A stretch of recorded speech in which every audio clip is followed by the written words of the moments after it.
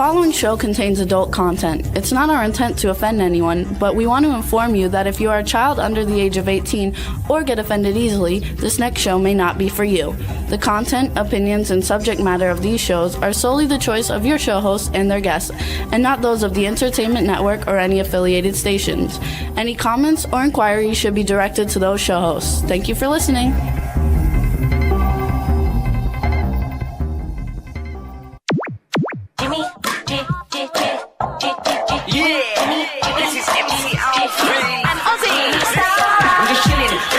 Sitting down and designing, where every man them are thinking, what are we gonna be wearing? Yo, I'm a Liverpool MC, you can't test me. Big up the girls inside the party, let's get down to crazy Jimmy. Big up myself and known as Alfie, the one and only, the Turkish MC. Always love the clothes of Jimmy. Bitch, I'm your wanna be, Jimmy Star, new celebrity. We'll take you out to Jimmy Stars. Hey ho, what's up everybody? Welcome to the Jimmy Star Show with Ron Russell, bringing you the good times in music, fashion, pop culture, and entertainment. Welcome back everybody. It's Wednesday. Before we get started, let's introduce my cool, outrageous man about town co-host, Mr. Ron Russell. And Astro, who's sitting behind us. yes, Astro likes to come on and open the show. Again, folks, the winds are blowing in Palm Springs and the sand is blowing down my throat. And I don't have a voice, and I'm suffering terribly, and I can't wait to move to Florida where it's ocean breezes and not sand blowing. So forgive me for my raspy voice that is irritating, very irritating for me to hear. I can imagine for you. But anyway, such is life in the desert. The desert was not meant for human beings. Believe me, living in the desert's no joke. But many people do, millions. They keep coming here from LA, and they're turning it into an LA. So Palm Springs, which used to be a sleepy little town of movie stars and fabulous people, has now turned into a garbage pail of the wrong people and welfare, homeless and all that crap. Anyway, so much for that. Today's show is good. We have a very, very handsome actor coming on. And I saw a movie with him where he was married to Taya Gill. We'll talk about Taya, who was a dear friend of mine. He was silently gay, and he falls in love with his son's best friend. It's an interesting story. It shows gay people as normal as anybody. What happened? They told me to clip it higher so we can hear you. Oh, you can't hear me? What the hell is that? My voice went away? I used to have the strongest voice in the world. Well, if you talk like that, they would hear you. Is that better? No, but I was theater trained, and I was working on the stage. You could hear me in Chicago when I was in New York, that. Anyway, this guy is really the new Rock Hudson, I think, absolutely. And it's a shame that they're not cashing in on him, because he's really extremely handsome and masculine and all the things that the girls want, and some of the boys in Palm Springs also. And he's in the biggest shows ever, you guys. You're going to love him. But we'll talk about it when he comes on. He's really a terrific guy. We've never met him, but we think he's a terrific guy because we love his work. Well, yeah, I could tell an actor, listen, I knew so many actors, you want to smack them around and knock the shit out of them because they're obnoxious. They think who the hell they are because they made a movie. I mean, really, who hasn't made a movie? It seems like everybody makes movies today. Any jerk off the street can pay to play and get in a movie. So it's no big deal to be in movies. In my day, it was a big deal to be in movies. But today, I mean, all these X-rated B films, whatever the hell they are. Not X-rated. With the terrible acting and awful storylines and terrible photography. I don't know how they even have the nerve to call it a movie. Anyway, that's enough bitching for the day. I think. We don't want to bitch because it's a fun show and we're trying to have fun. Listen, we can't always be high and sure we can. We're only on once a week. No, we're not. No. I'm not a moron. Only morons are like that. Carmela, whatever her name was, that was running for No, president. no, don't do No, politics. she was always laughing and smiling like a moron. Okay. I mean, I can't do that. Anyway. I'm real. I'm real. So what's up, everybody? We have a great show today. We have actor, stuntman Dan Payne coming on. Then we have actor, writer, producer Timothy Hogg. I want to say hi to the chat room. Stefan is in there. Hey, Stefan. Cindy Lady Lake's in there. Jeff Caperton. What's up, Jeff? How you doing? People are coming into the chat room. We want to thank everybody for tuning in. Last week's show's doing really well. And you can hear the Jimmy Star Show with Ron Russell on Libsyn, Apple Podcasts, iHeartRadio, SoundCloud, iTunes, Spotify, Amazon Music, Google Podcasts, and YouTube. We're on about 150 other platforms, but those are the biggest ones and that everybody can go to. So please continue listening. We appreciate all your support for all these years. May, I believe, is the beginning of our 19th year on the air. So there was no such thing as a podcast when this show started. It was considered a radio show. Podcast is something that came many years later. Who gets credit for that? You never give me credit for that. For being a radio show? You were a radio show. I came on and I said, Jimmy, I can't do radio. I'm an actor. I have to be seen. Right. Because you get the credit for it doing video. But and I said, let's go video and bring our guests in video. And then you fought me. We were in the car and I said, fuck you. And I got out of the car and I started walking and you were driving alongside of me, apologizing, saying, oh, get in the car, get in the car. I kept saying, fuck you, fuck you. And then you kept saying, get in the car, get in the car. Finally, I got in the car and he said, okay, we'll try it. Well, we tried it and it made us the #1 podcast in the world. So I guess Ron Russell does do something once in a while that gets credit. Ron Russell is a superstar. And Yeah, right. more people listen to us than watch us, but we do appreciate that our watching No, a numbers lot are of going people up. watch us on their telephone. You'd be surprised, Jimmy. You don't know how many people watch us. Yeah, you do, because it shows you. What does it show you? It shows you. It'll show you On how many telephones? people, On telephones? on everything, because you're only watching it on YouTube, so the counts go on YouTube. So you see how many people watch it on YouTube. Well, pity on those that don't watch us and see my magnificent, handsome beautiness. That's right. Goddess says hello. Your Hi, beautiful Goddess. team. Hey, Goddess. Tell everybody, Goddess, how magnificently gorgeous I am. She said we're both And how beautiful. modest I am. And how modest you are.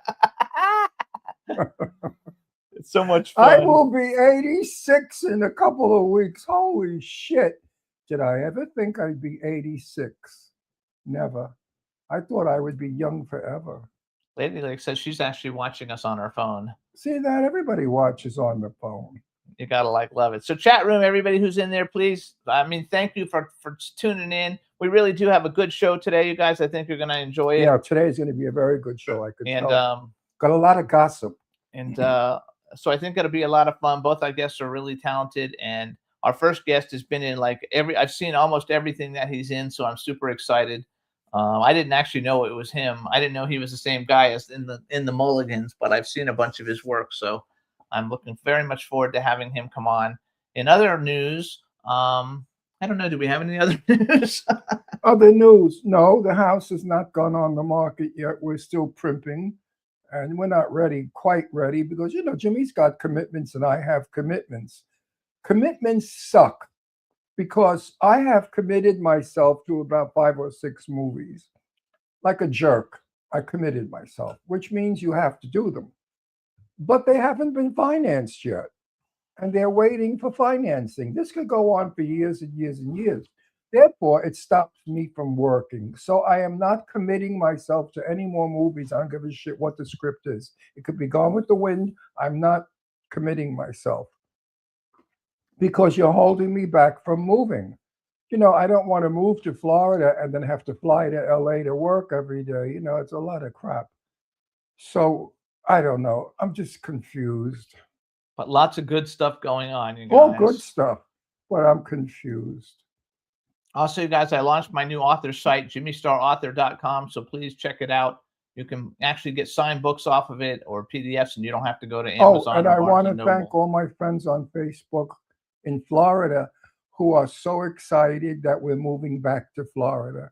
I'm happy that you still love us and you still want to be our friends, and you're happy that we're coming back. Yes, we're coming back, and yes, we will have fun, because that's all we ever do in Florida is have fun. Should be fun. It's a fun place to live. Absolutely.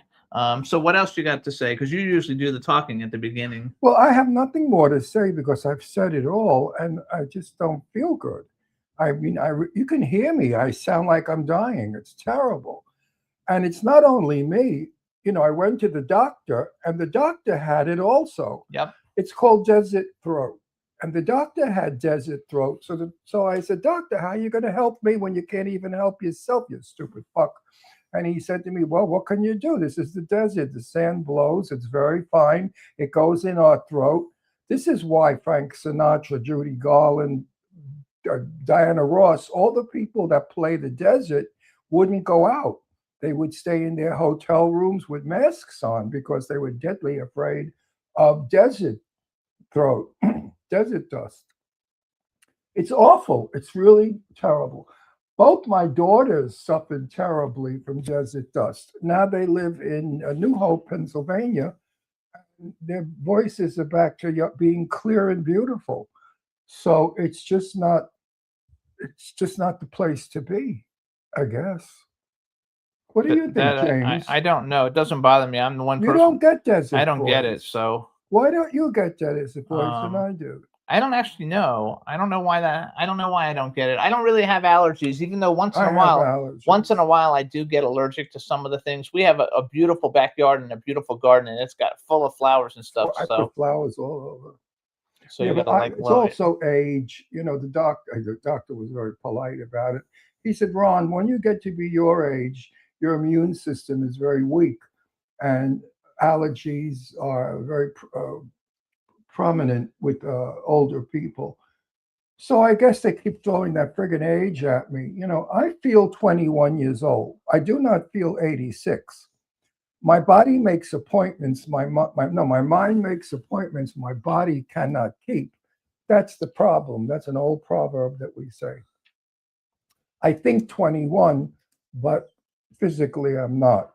Right. So it's a conflict. I sort of fight with myself all the time because if I do something that I think an old man does, I yell at myself. I say, Ron, old people do that. Don't you dare do that. And that's how you stay young. If you keep thinking you're young and you believe you're young and you want to do the things that young people do. Friends of mine here in California, I guess, don't want us to leave. And they said, why are you at your age moving cross country? I've never heard of an 86-year-old man moving cross country. I said, what has my age got to do with it? I'm not carrying the furniture. You know, if the furniture's going in a moving van, I go in the car with the dog because I will not fly my dog, as you know, because dogs can go deaf, little dogs in airplanes. So Jimmy and I are going to have a lovely trip cross country. We're going to drive and have a lot of fun doing it. So I don't see the big deal. Why? Because you're 86, you're supposed to sit in a rocking chair and die? Bullshit. That's crap. Don't do that out there, everybody out there. Please, everybody out there, you're all going to be 86 if you're lucky. And get ready for it and prepare yourself. And don't have knee surgery right before. Yeah, do not have knee surgery. Because the two of us are limping around. No, I don't limp. I don't limp. I limp. He limps. He's like a limp wrist. But no, I don't limp. I just have a lot of muscle pain, nerve pain. But we had to try to get sugar down from the top shelf in the cabinet yesterday, and I had to get a chair, and I could barely get on the chair to get up there. Yeah, because I won't go up there because if I got dizzy and fell, it could hurt me. It's funny. You know, 86, you don't climb ladders. Anyway, so we're going to bring on our guest. Let's bring on our guest. Enough of boring shit that I'm talking All right. So let's bring him on. Hey, Dan. Hey, how's it going? It's going good. How are you? Good. Don't bring me on. Keep the banter going. I love it. Oh, that's all we do on the show anyway. We're going to banter with you now, so it'll be perfect. You are so fucking handsome. It's not to be believed. When you know, Taya Gill was a good friend of mine for years and years. Taya, we are the Duke and the Duchess of some gay thing where all the drag queens and trannies belong to green something. And they voted Taya and I Duke and Duchess. Taya and I were great friends. We haven't introduced him. You shouldn't be going into this whole story yet. Right. Because I want to introduce him to People don't know who he is. Oh, I'm sorry. going to say thank you first, though. I got to say thank you, Ron. I really appreciate it. No, we'll get back No, to that anyway. I said you're the new Rock Hudson. I told that to Jimmy when I saw your movie with Taya, where you played the father who had an affair with your the son. Mulligans. The Mulligans. Yeah. Yeah. So I couldn't get over how handsome you were. I said, this guy definitely is Rock Hudson. Let's introduce him first. Yes, let's introduce By the way, him. the chat room is saying, "What a handsome man! I'm in Yeah, but love." he's got to take the beard. Wowza! The beard is ruining him. Oh, I have a beard too. I No, have but beards. yeah, but you don't look like him. I wish you. If you look like him, I'd be more romantic. No, seriously, get the beard off. Listen to me. I know what I'm talking about. The beard is for homely men that want to look sexy, so they grow a beard because they never were good looking. But when they have a face like you have, you don't. I would never grow a beard because I think I'm magnificent. So And you are. You should not have a beard. You should be clean shaven. No, seriously. Is it for a role? This is for It's work. for a character. Oh, because the movie I saw you in, The Mulligans, you were just, I just couldn't. Drop dead gorgeous. I couldn't get over you. I said, I wonder if Tay is fucking him because he is really so hot. I know, Tay. I didn't know I had to guys, bring Kleenex. You guys also, he's 6'4" and 230 pounds. So not only is he gorgeous, he should be He's like a the hunk. next Daredevil or something because he's like a big dude. This is what we call in the gay world a hunk. That's a hunk. So hold on, let's do a proper introduction. All right, everybody, now we want to welcome to the Jimmy Star Show with Ron Russell, hunk, actor, stuntman, Dan Payne. He's been in so many fabulous things. You probably won't even know it, but we want to welcome you to the show, and we're very excited to have you. I'm honored to be here. The movie Mulligans, because it was a very sensitive film. You know, I don't like gay films because they usually kill us. Always they knock us off because we're bad people. But this film showed truth, because I know many men that were married that were having affairs with other men and their wives didn't know. Taya was brilliant in it because she's a good actress when she wants to be the little bitch. But getting to Taya and I were buddies. We hung out with Danae Montague King. We went all over together. We loved each other. We were so close. I did a radio interview where they were interviewing me, and I made a mistake. I said, actresses, when they reach 50, have difficulty getting film roles, like my friend Taya Gill. Well, that was a mistake. She blew a tit, and she called me up and laid me out and has never spoken to me since. So I said to myself, well, I guess my friendship was not very valuable, because if she could dump me for something so stupid, then she really didn't care. So I mean, if I saw Taya, if I saw her, I'd talk to her. Of course I would. I mean, we slept together, believe it or not. Not with sex. Not sex, but no, we were on a production, and we were tired, and we laid down next to each other. We were hugging and sleeping. That's what gay men do. You know, we get away with murder. I have felt more tits of gorgeous women than you would ever know. Straight men hate me. They say, how do you get away with that? I said, just tell the girls you're gay. And they don't Let me care. wait, I'm going to write that down.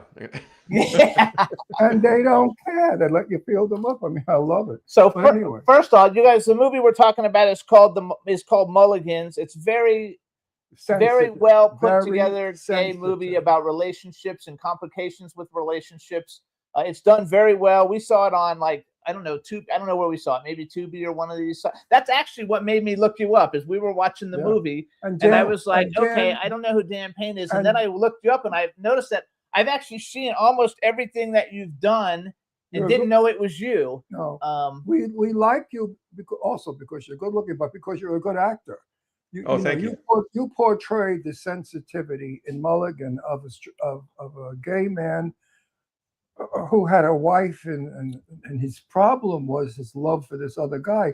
And it could have been hilariously funny or stupid or bad, but you were sensitive. You played it well. And Taya played it well when she found out about the affair. I just think the whole movie was directed very well, and the acting was tops.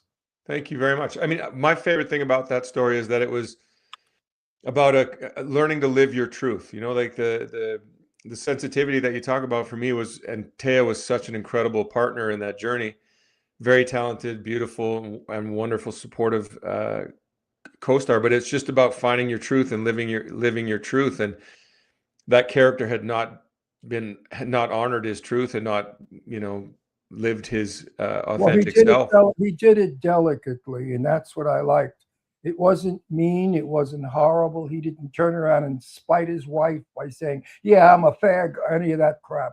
I'm so happy that it wasn't that way. That it was done with caring, and he was so sad that he couldn't be the man that she thought he was.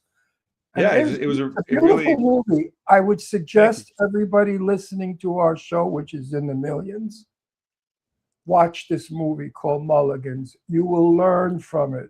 We should also mention the other people. Charlie David and Derek Bainham are in it. Charlie wrote it. Charlie wrote it, and it was done very well. My daughters both are crazy about you because they watched you in, what was it? Virgin River. Virgin River.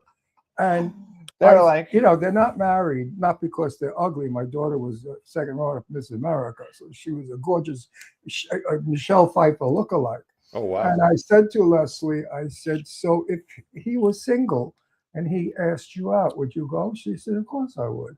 I said, if he fell in love with you, would you marry him? She said, of course I would. And my daughter is gorgeous. She's a green-eyed blonde. I mean, she's a knockout with a body of death. So, I mean, she was really something else. But amazing. Both my daughters love you. Oh, that's awesome. And if I hadn't already found my partner, my life partner, for sure, I would have. I'd be asking you for some phone numbers. Actually, in the chat room, they're saying your wife is a lucky lady, and I'm sure he's very lucky because I'm sure she's a wonderful woman also. Just say hi to the chat room because they love you. Hey, chat room. Thank you for the kind words already. So people say Jimmy's lucky to have me. That's right. I am lucky. Tell everybody how lucky you are. No, not right now. I want to talk to Dan. I have a lot of things to talk about. I took a page full of notes of things I want to talk about. First of all, we have a mutual friend who's a very good friend of the show, but he's been a friend of mine for about 20 years. His name is Steve Basic. He's been on the show, 20 times, probably over the last couple of years because he comes on all the time. And nice. I was looking at your credits and I saw a Hallmark movie that you did, and he's listed right underneath you as one of the lead guys in it. I think it was called Fourth Down in Love. Yep. And so I was talking to him yesterday. I said, I have somebody coming on the show tomorrow. So he told me to tell you hello. And he's a great guy. I originally met him at a convention when he was signing autographs. I want to ask our engineer, Juan, can you find a picture of this guy without the beard? Because I want them to handsome he is. So wait. You can't. Sorry, Ron. What's the character? Wait, quiet. With the beard, you look like everybody else. Because everybody today thinks they have to have a beard. Everybody, and even women have beards. I mean, really. It's like Beardville. And I think it's terrible because it's dirty looking and ugly. So I would like, Juan, if you could find a picture of him without a beard. I like the beard. Please put it up. We'll just put that picture over top of here and I'll just talk through that. I'm sorry, Ron. This is a work-related thing. As soon as I can, I'll get back to it. I don't actually. So tell, is it something you can tell us is it something that we've already seen some of, like a TV series, or is it something you can't talk about yet? Yeah, I can't talk about it yet. About it yet, but I do want to, before we get too far off, I do want to say, I'll throw a hi back to Steve. Steve's a wonderful human being and an incredibly talented. There we go. There we go. Look at that, you guys. Look at that cute guy. And the old man with the beard, get rid of the fucking beard. I just told you we can't. I know, but after the movie's over, shave that face, baby, and show it to everybody. I like it. It's your meal ticket. It's your meal ticket. So I have one other story I want to tell you too. Then, so first of all, you guys, for anybody who doesn't know who Dan actually is, he's got a huge resume. But one of the really big things that he has been in is a Disney show called Descendants. And he plays Beast, and he's in, I think you just shot another one. So there's like 4 of them or something, right? There's a whole bunch of them. Well, I think there's 5, but I was in the first 3. And then one of the incredible young artist actors, Cameron Boyce, passed away between the completing the 3rd one and doing our premiere for the 3rd one. And in his passing, Disney was really cool and honorable. This kid was it was heartbreaking for fans of the show, fans of him, and I think just humanity in general. This kid was a philanthropist and just a beautiful, incredibly talented kid. And he passed away due to a bout of epilepsy. And yeah, so Disney took this franchise a different direction in order to honor him, not coming back without him there. So I did the first three. I got to hang out with this Cameron Boyce, phenomenal young talent, as well as all the other kids, and it was a great experience. And wow, it got a lot bigger than when we were doing it. I knew we were doing something pretty special, but I didn't realize just how special it blew up. It was crazy. So it is so huge, and I'm a little old for it. There they are. There he is in it. I'm a little old for it, but I do like all that kind of stuff because I collect action figures. And okay, Juan, pull it down because I want to see him when I'm talking. I collect action figures from all the people that have been on the show, and I just have a huge action figure collection. So we were at a movie premiere in LA a couple of years ago. It's probably 5 years ago now. And there was a movie. It was High Strung 2, a Michael Damian movie. It's a dance movie. It was a really good movie. And the star of the film was at the after party. We were at the after party, and there was all these kids outside, like circling around. They couldn't get in. They were just watching and taking pictures. And I was like, "What's going on?" And the star of the film, I forgot his name. His girlfriend was Dove Cameron, who we had no idea who she was. And so we went up and started talking to her, and she was super nice. And Ron was saying, she said she hasn't been in Hollywood that long. And Ron was like, if you need any help, we can do all this stuff, not knowing she has 35 million followers on Instagram. We didn't know who she was. And she was so nice. She was so nice to us. It made me a fan. I went and watched a bunch of episodes just because she was so nice to us. But I couldn't believe, when I say a lot of people, I don't mean like 10 kids. It was hundreds of kids outside to get pictures of her. You can't blame us because Jane Russell was my best friend. In fact, I took her name when I was a kid because I loved her so much. And Jane and I were like brother and sister. I knew Betty Davis. I knew all of the old stars. So I could talk to you forever about my stars. That's awesome. The young ones today, I don't know who the hell they are.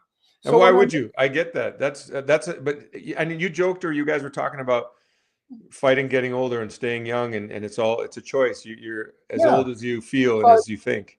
No, but what I'm saying is in my day, everybody knew who the stars were because of the PR. The studio worked behind you to make you famous. Today, there's nobody there. If you don't have PR, nobody knows who the hell you are, and you'll never get work. So it's a whole different game today. But it's open access for everybody, too. I interviewed that handsome little boy who today Jimmy says is a superstar. He's about to be. Nicholas Galitzine, he's going to be He-Man in Masters of the Universe. That's getting ready to come out. There you go. I did an interview with him, and he did an interview with him, and I put it on my Instagram, and I got 1.3 million plays because of that. And I put my picture up with Dove Cameron, and it got like 400,000 likes on it. I had no idea who he was, so how do I interview somebody when I don't know who they are? I don't know what questions to ask, so I asked them the stupid questions that people love. And those questions are you gay? Are you straight? Do you have a girlfriend? What clothes do you like? What do you like to eat? All that stupid shit. And he was very kind and very good about it. But he's a superstar now, so boy. But, I have a better story than that. With Taya Gill, here we go. Taya was in a movie, and she said, Ron, I want you to come to the premiere. So I went to the premiere with my camera people. We were going to photograph a little bit in the lobby of the movie for PR. And a little girl with half black hair and half white hair, and she had white boots on up to her snatch. And she came into the lobby, and she sits on my stool, and she kept falling off and cursing because she couldn't stay on the stool. So I said, who the hell is she? I don't know who she is. Is she anybody? They said, no, she's nobody. What's her name? Nicki Minaj. Nicki Minaj. So I'm interviewing Nicki. I have no idea who she is. No idea. The little snot. She's a little snot nose. Anyway, this is what it's all about in this crazy business. So you I started out. I read a bio. I think it was on IMDb, and you're a professional photographer. You were a professional photographer before. You're an athlete, a professional volleyball player, maybe. Yep. Yeah, correct. Yeah, that was the first ever career. Then you became a photographer, and then you went to England and booked some kind of something which made you want to be an actor. Kind of, is that kind of like the short form?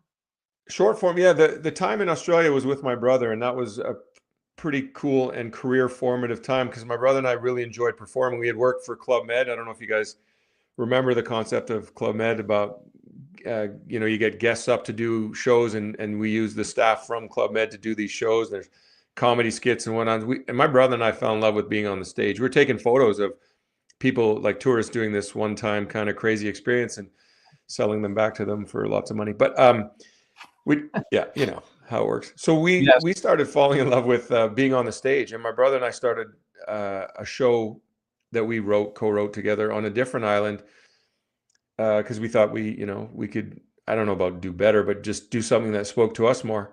And that's when I got bitten by the bug. I moved to England and I started just the old school, get an agent, get some auditions, get a couple of roles, get a better agent, get some better auditions, and climb the ladder. And yeah, I booked a commercial. The first thing I ever did in the UK was a commercial for a Carphone Warehouse, and it was a dating show, and it was one of those blind date ones where there's a lady on one side and three suitors on the other side of the blockade. And I actually got to be Dan from Canada in the commercial while in the UK, which was kind of interesting.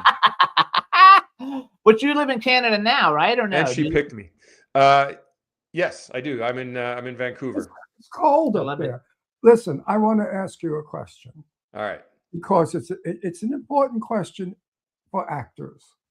You're straight. You're very much a man. I don't think that you are very gay friendly. I don't know how gay friendly you are.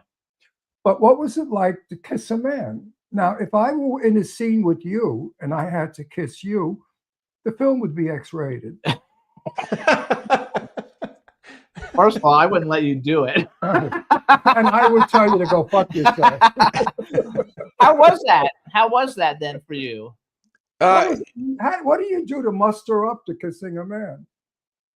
I think maybe you've misjudged my gay friendly in terms of, for me, that love is love. Like I don't, and I got the opportunity to tell a story about a man discovering love and what it meant for him to be able to fill his heart. So I got to fall in love with Charlie David and his character because that's the story. And to me, it didn't matter.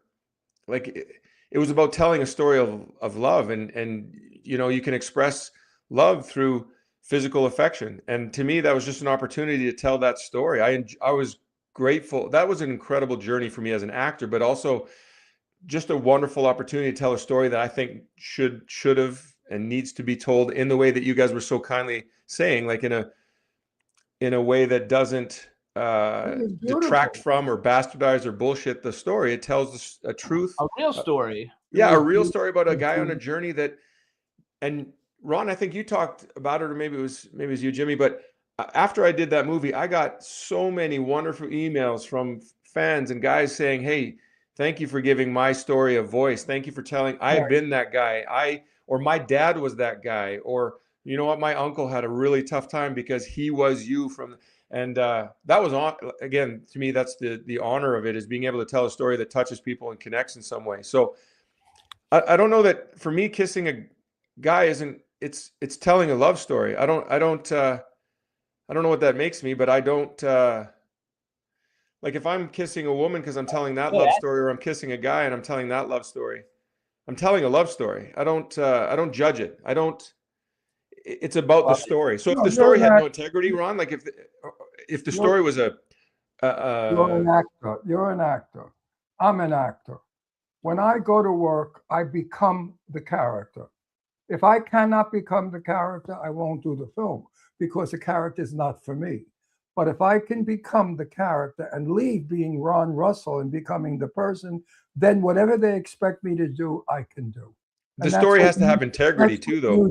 That's what you do. Yes, the story has to have integrity. Like if it's just for shock factor, I'm not going to do it because it's not in alignment with what I want to do. I really wanted to tell that story because I believed in it. I really wanted to tell that story because I lived that story. I lived that. I was married for 16 years, but I was madly in love with my lover who I was with when I was 20 years old. I There you left go. him to get married because I didn't want to be gay. I wanted children. I wanted to live a normal life. And he has two I beautiful didn't, daughters. I didn't like the gay life. I never liked the gay scene. I found gay people, I wanted to smack them. They were like fairies. I don't like fairy men that think they're women and they flit around like stupid queens. I could smack them. They're stupid. Because you're gay, gay is a sexual thing. It's not a lifestyle. I don't believe it's a lifestyle. Yet gay people make it a lifestyle. And you don't have to, because so many men I know that were married, they hit on me, of course, because they knew I was gay and they figured they could get a Tuesday night card game bullshit. But I know that there's a world out there of many. I mean, I have lesbian friends that are married now with children. So a lot of gay people really don't want to be in that world. Jimmy and I don't live in that world. We live in a straight world. We have all straight friends. No, we have gay friends, I but mean, we're mostly straight I friends. have gay friends from years ago, but Jimmy and I live a straight life. We live in a house with a fence and dogs. But you portrayed that because in you I found me, because it was very much what I was going through with my wife.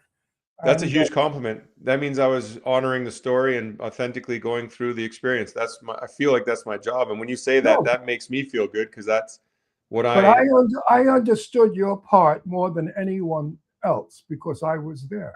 I know what you were going through, and I know what it's like because so many times I was tempted to be with Sal, but I couldn't because I was married to my wife, and I wouldn't do that to my wife because I'm a stupid old guinea. Italian, we have those morals. So it was difficult for me because times I wanted to be with him, and I said, no, you go with him, your marriage is over.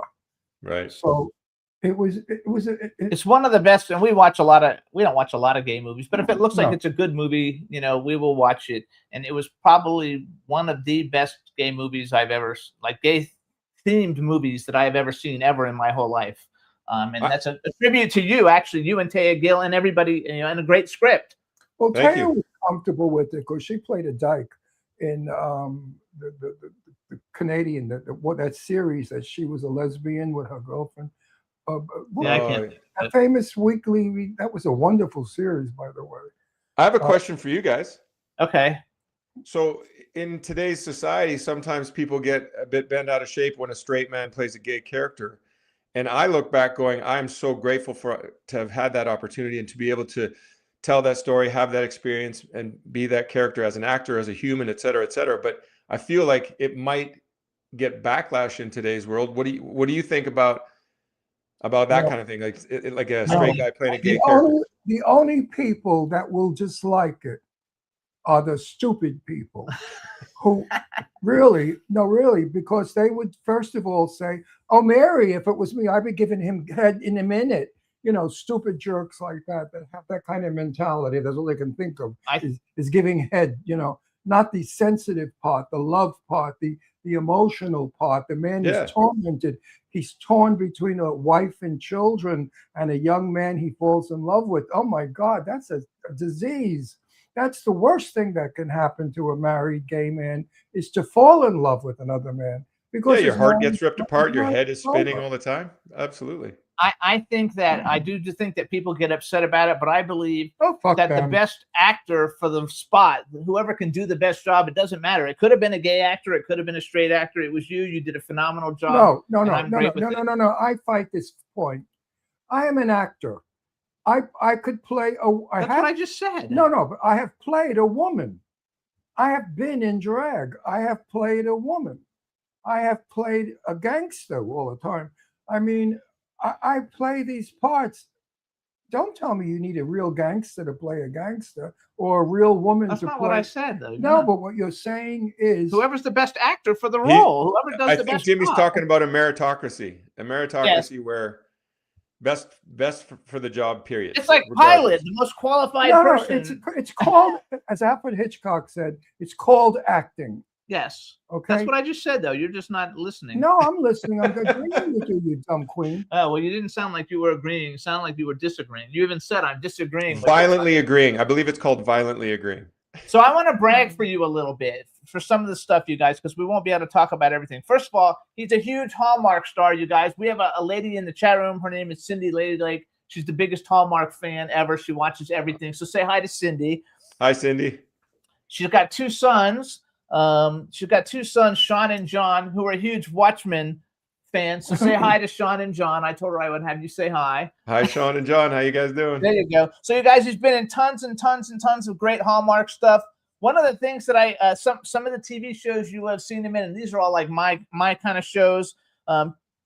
He's been in Percy Jackson and the Olympians, The Chicken Sisters, Streets on Maple Street, Virgin River, which my stepdaughters love, Family Law, which I'm a huge Victor Garber fan, and Lauren Holly, we were really good friends with her father before he passed away. The Mighty Ducks, Game Changers, Stargate Atlantis, 5 episodes, Stargate SG-1. That's how I actually met Steve Basic. Isn't he in one of those? Yeah. That's how I originally met him. Legends of Tomorrow, one of my favorite shows. John Barrowman was on our show, and oh, cool. he was our first show to break 10 million plays. You know how he opened the show? He was tongue kissing a blow-up woman doll. When the screen came on, he was he had his tongue in her mouth. A blow-up doll. He is crazy. Well, I'm not wearing pants. Does that help? I ran into him in the supermarket here, and we were chatting. He said, "My feet are killing me. I was in high heels all night." I love John. John is a character. So one of the things I think is very cool, though, and I didn't even know it got remade, so somehow I missed it. But you were a puppeteer in Crank Yankers. Okay, that's funny. This is the second time this has come up. That's a fail by IMDb. Oh, is it really? Because I was like, how cool, a puppeteer on Crank Yankers. You should take that down. Well, so I've applied or sent whatever requests and whatnot, and it's harder than you think, because I don't want to misrepresent whoever the person is who did all that work, because it's like 40 episodes. That's 40 episodes of not me. And I want whoever did do all that work to actually get the credit for it. And I wrote to them, and it hasn't come off. Like, that's so funny. All right. So you guys forget that one. He's not in that one. Also, ethnicity is very important, that an actor lets the public know what his background is. Because if you're Greek, you have every Greek in the world loving you and supporting you. That's what happened. I found that to be. What's your ethnic background? So I'm Scottish Irish. Me too. My brother, he said that he's tracked us back to some Native American Indian, historically, some Native American Indian heritage, which I would be, if to be true, I haven't done the due diligence, would be really, really cool. So yeah, pretty much the pasty white European, I believe. I love it. Because I'm Italian 100%, and I have more fans that are Italian. It's terrible. My grandmother was French, from Paris, or near Paris. So he's got all the French people, but I have all the Italians. They all love me when I play Mafia. They do. They love it. So I'm going to be in a TV series soon. It's called. Nice. I have to plug it. It's called L.A. Mob Story. It's how the mob went from New York to L.A. and took over L.A. God, they love you in the chat room. And I do the voiceover work as well as I play the mobster, the big Don. So you have a new movie coming out, and I didn't see. I was going to play the trailer, but I didn't see you in the trailer. Even though you're listed way up high on IMDb. Hopefully this is actually your movie, because it looks really good. It's called Remarkably Bright Creatures. Is that you? Yes, with Sally. Yes, it is, with Sally Field. Yeah, what an honor. Alfred Molina, Cole Meany, Beth Grant, who's been on our show, Kathy Baker, Sally Field, Joan Chen, Louis Pullman. Sally Field. It looks like a phenomenal movie. Tell us a little bit about what you can tell us. Whatever you can tell us about it. Well, I'm going to start with the fact that if for our generation, maybe not so much the younger, but Sally Field, like I got to do scenes, work with, interact, hang out with somebody who I respect and think is phenomenal. That was just, this industry gives me a bunch of gifts, but that was a gift and a half to be able to be there and in her presence. I can't. And I mean, I like to always be a sponge and learn, and I'm sure maybe Ron will say the same, or maybe you know it all already, Ron. I don't know. But I like to be on set like Sally does. Okay.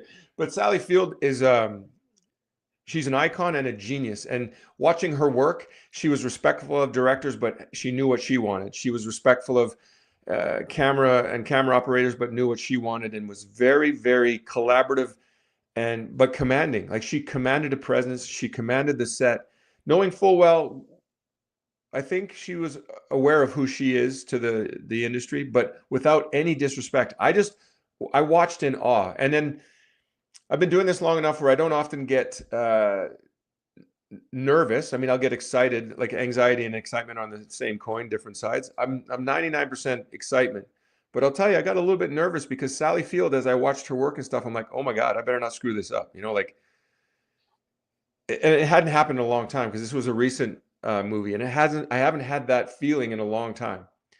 Having done it for as long as I have, sometimes I show up on sets and I don't feel that, oh shit, I'm walking into an already established working machine and I better not drop the ball. They're going to be pissed off. This was one of those things and it was all because of my respect for and want of, not to impress Sally Field, but to do what I was hired to do so that I didn't interrupt her magic, I guess is one way to say it. The movie looks fantastic, you guys. It's about like a lady who's a janitor at an aquarium, and she has like a relationship with a kid who's kind of like lost, and there's an octopus that talks or something, or narrates. I guess he narrates it. It's a book, right? It's a famous book, I believe. Anyway, the movie looks phenomenal, and it'll be coming out soon, I'm sure, because the trailers are all up and everything. So everybody should definitely see it when it comes out. You did another film that I'm a big horror guy, and Cabin in the Woods. You've done a couple of horror films, but Cabin in the Woods was a huge, huge film, and it starred Kristen Connolly, Chris Hemsworth, which I don't think he was as big. He wasn't like as big as he is now. Richard Jenkins, Bradley Whitford, and it is the most unique story for a horror movie that's probably ever been told. Very fun. Did you have fun in it? Oh, other than, I got beaten and battered pretty heavily on that show, being the zombie redneck that chased them around for the whole movie. But,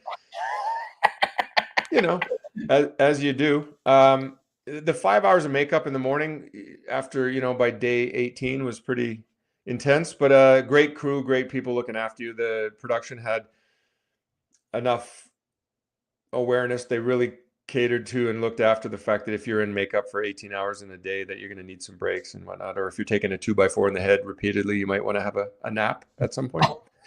So, or a crowbar into the face, whatever. Typical Tuesdays. But what a phenomenal, because my wife said, of all my career accomplishments, getting her to get a hug from Chris Hemsworth at the wrap party was my best. So there you go. I'm just kidding. She's very supportive. But talking about being impressed, when I was 19 years old, I was an extra in a movie called That Kind of Woman with Sophia Loren and Tab Hunter. Whoa. The first day of shooting, I was a soldier among many soldiers on a train platform, and Sophia Loren and Barbara, whatever, come walking down, and we guys get crazy and whistle and woo woo. Of course, they're two gorgeous broads. Well, I wasn't allowed to go over to Sophia. They told us to not to go talk to the stars, which I thought was horrible.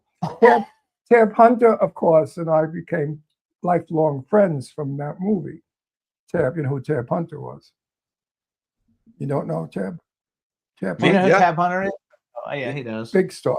So I went over to Sophia Loren and I sat down next to her with balls I had at 19. And I started speaking Italian to her. So she started to laugh. She said, "Your Italian is as bad as my English."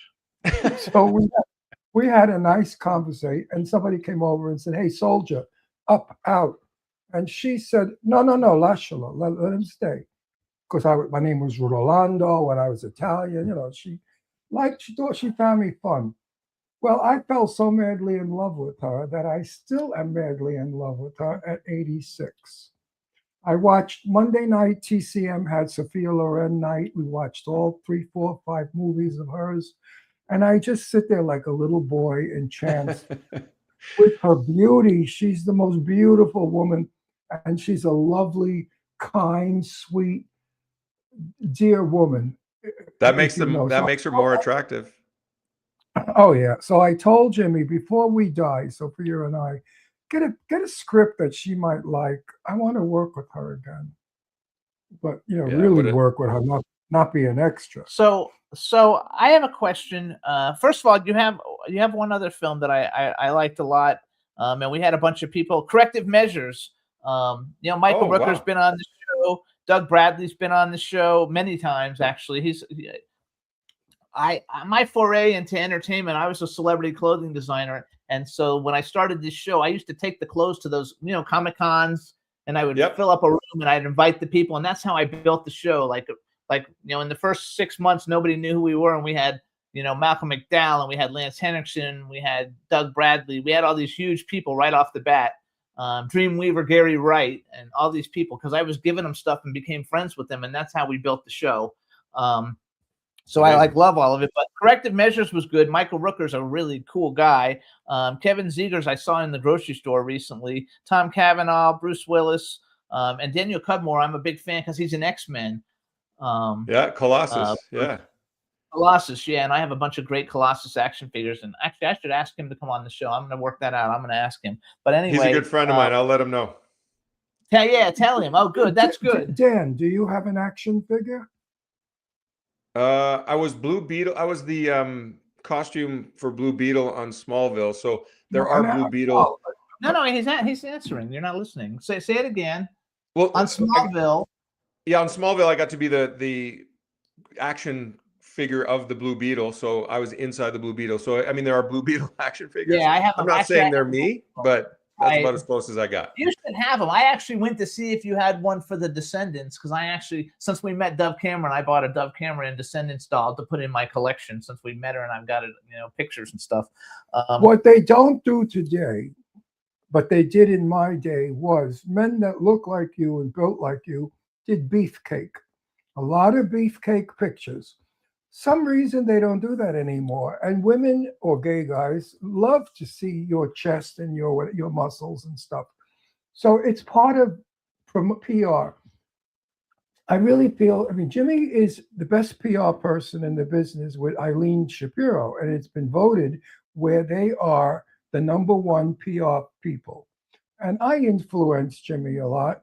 And I tell him, with your clients, if they're built like Dan, get them to do a beef cake, because those pictures go far. And if I had your body, I would be naked. I would just say, okay, boys, photograph me. I don't give a shit. I don't know. This is my. Can I? Oh, hell yeah, that's beefcake. All right, that's good. There you go. Great picture. I That's don't know. 6 There. foot. There. That's There the you go. best No, it's a beefcake great I- picture. It's a good thing you didn't trip on it. That's my best beefcake right there. That's all I got. So I have a question. No, but you'd be surprised what that does, because you have to sell your acting ability as well as your sex appeal, because you're young. When you're my age, you could get naked and throw your dick all over the place and nobody gives a shit. We actually have had a lot of people you've worked with on the show. Mike Dopud from Drip Scale, he was on the show. I want to ask though, and this is like when I thought I was straight, my crush was Jenny Garth. Like, how was You it thought working you with were Jenny straight. Garth? Like, I actually went to a fair to meet Jenny Garth, and the picture camera thing didn't work, so I didn't get the picture. But I've had a crush on Jenny Garth since like forever. How was it working with Jenny Garth and her playing your wife? That I'm really glad you asked that. So I've been able to do a bunch of hallmarks, and I've enjoyed every one of them. Jenny Garth, the one we did together was called A Time to Dance, Mhm. and she was one of the most present actors I've ever had the opportunity to work with. We were going through a divorce, then we found each other again in this film, and so we got to actually sink our teeth into a little bit more meatier material than Hallmark normally puts out, because we're going through a divorce. And she was so present and such a wonderful teammate you know, scene partner that I fell in love with her. She's amazing. I am honored to be able to text her once in a while, just saying that, you know, hi, I hope you're doing well and stuff, because I don't want to bug the snot out of her after doing one movie, but she is a phenomenal human being. And she used to joke that she kind of doesn't really love the acting as much anymore. She just does it for the, you know, for the lifestyle, but she's incredible. She's an exquisite, So I mean, she's happy to great. see that. She's I a great just love human. I mean, she was super nice to me when I met her. Yeah, You know, and that was back at her height of Beverly Hills 90210. But I've been a fan ever since. And I've I met found her all- to be incredibly gentle, but if I also know don't mess with her. Like she's got a really nice balance of she'll be your best friend, but if you cross a line, you'll definitely know. That's perfect, though. That's the way everybody That's should be. most people. Yeah, that's the way it should How be. was your relationship with Taya on that film? 'Cause He's done 2 films with her. Taya could be difficult.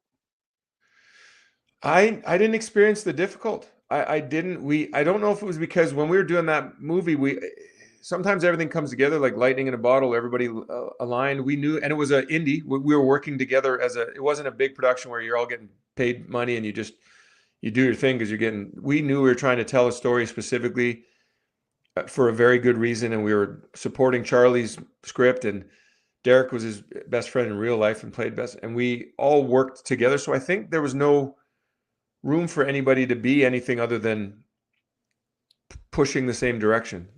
love She is brilliant. We did a commercial in my house in Palm Springs for Danae Montague King's cosmetic line, who's a good You friend. got to of speak hers. up. Take your hand away from your Who's a mouth. good Speak friend up. of hers. And we gave Taya the script. She sat quietly in a chair, read it, and got it. And I said, how the hell did you do that? I can't remember shit. You know, I memorize a script. I go on and I do my own thing. I start ad-libbing. She said, oh, no, I have the ability. I can look at a script and I know it immediately, page by page.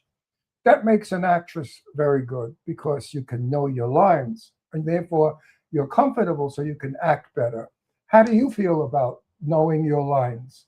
If I can, well, I mean, if you have the skill set you do, Ron, to be able to ad lib and get the gist, whether it's paraphrasing or not, you can find the essence of a character.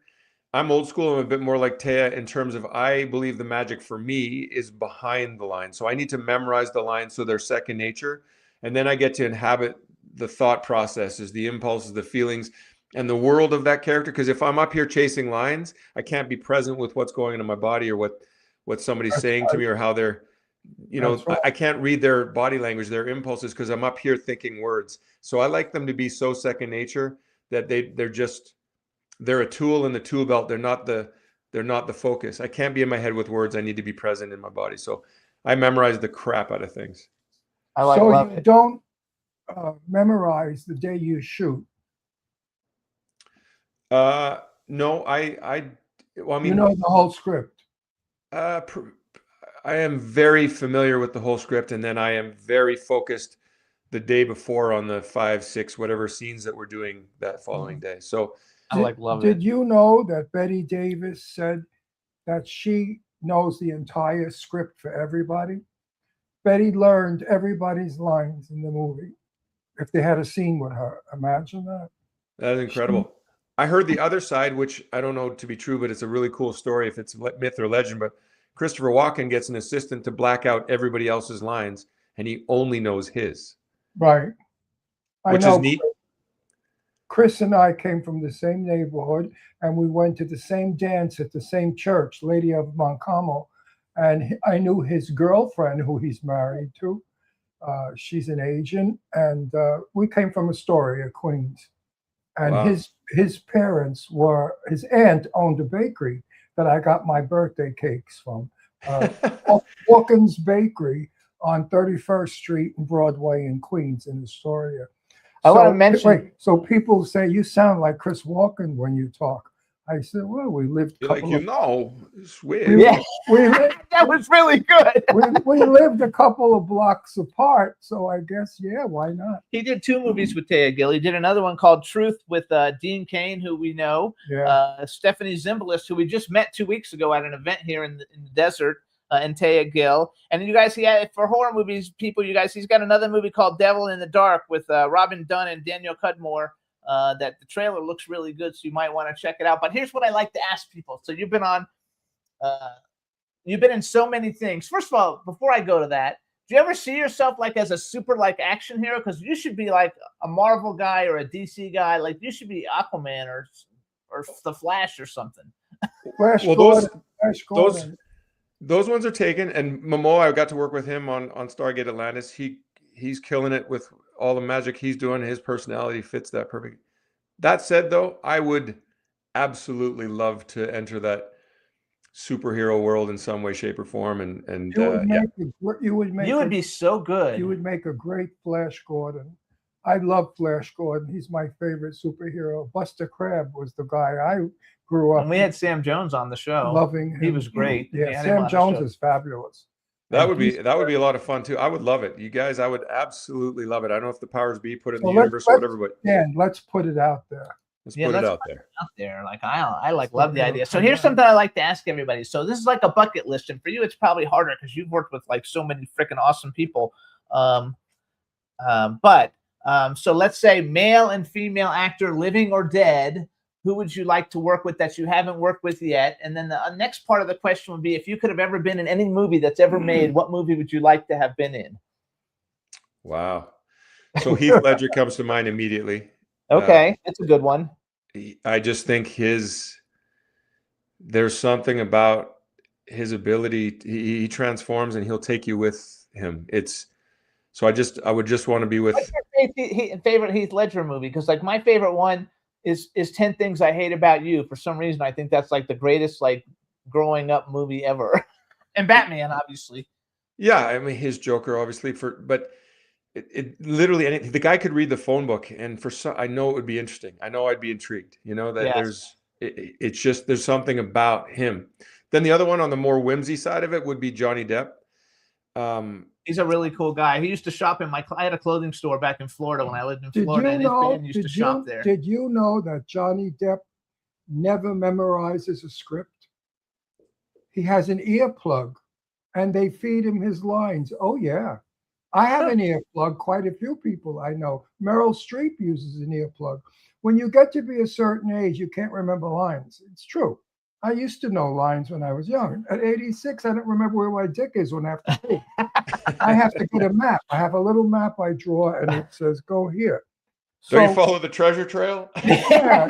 I mean, things don't happen. You have a great personality, by the way. Okay, so give me some females. So I've always had, talking about celebrity crush, Jennifer Connelly. I thought, great. And I never got I thought, I wanted to work with her so badly. And we did I can't remember the name, the Never Ending Train series. My buddies were on it. I apologize. Oh, anyway. So Jennifer Connelly, I think she's an incredibly beautiful, subtle, nuanced, magic performer. His favorite movie is The Rocketeer. One of his favorite movies. She's the love interest in The Rocketeer. You could have played The Rocketeer. You could have too. played The Rocketeer.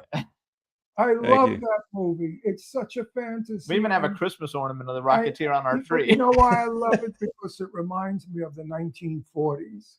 It took place in and it was so authentic. The costumes, the everything. Yes, you should be The Rocketeer. Oh, thank you. Put that out there also.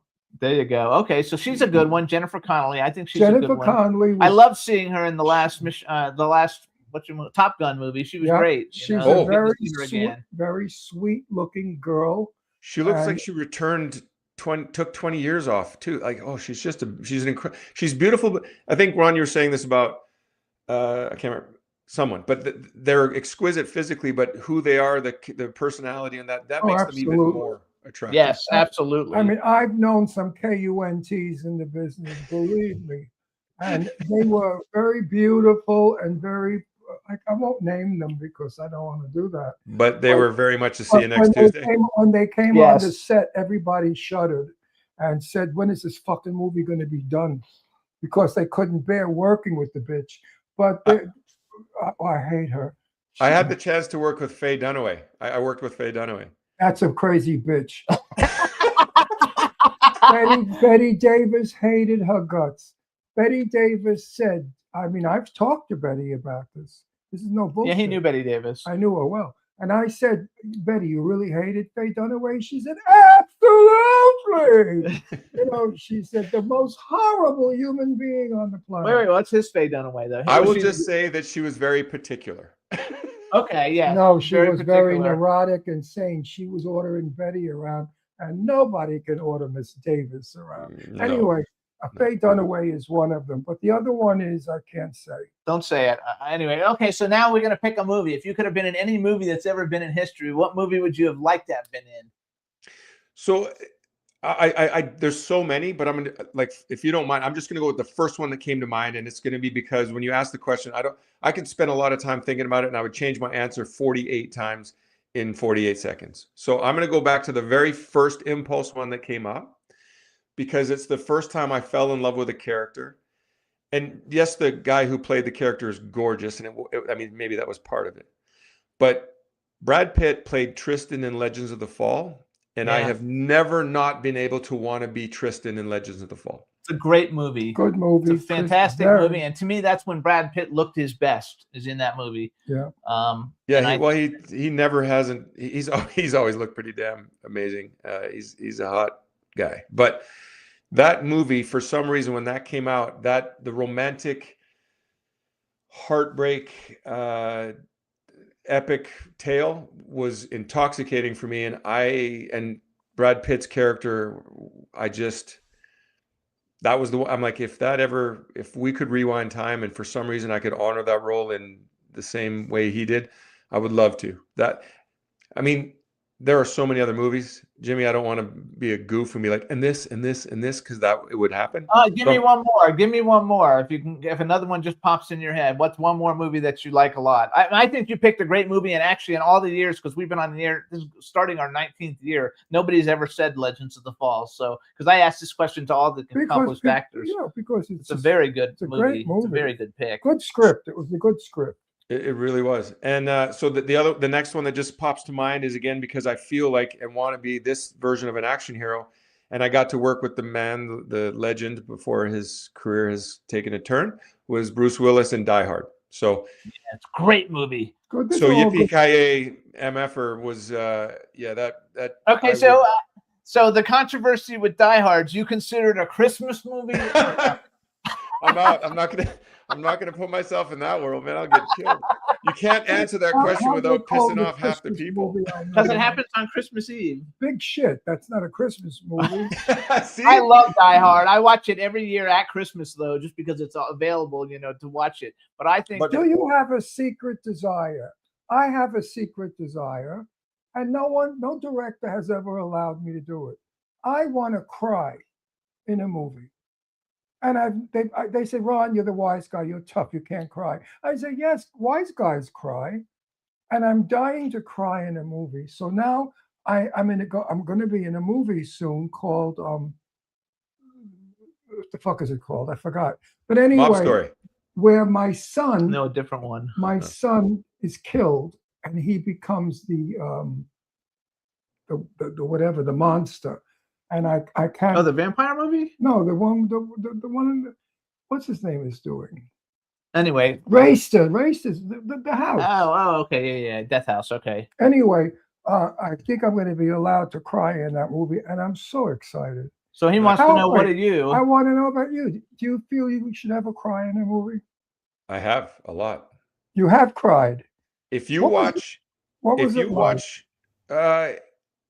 in the same way that when you get to you get to fall in love with your co-star because you're supposed to tell a love story and you get that momentary escape to fall in love with them, like that hall pass to experience that emotion in its fullest.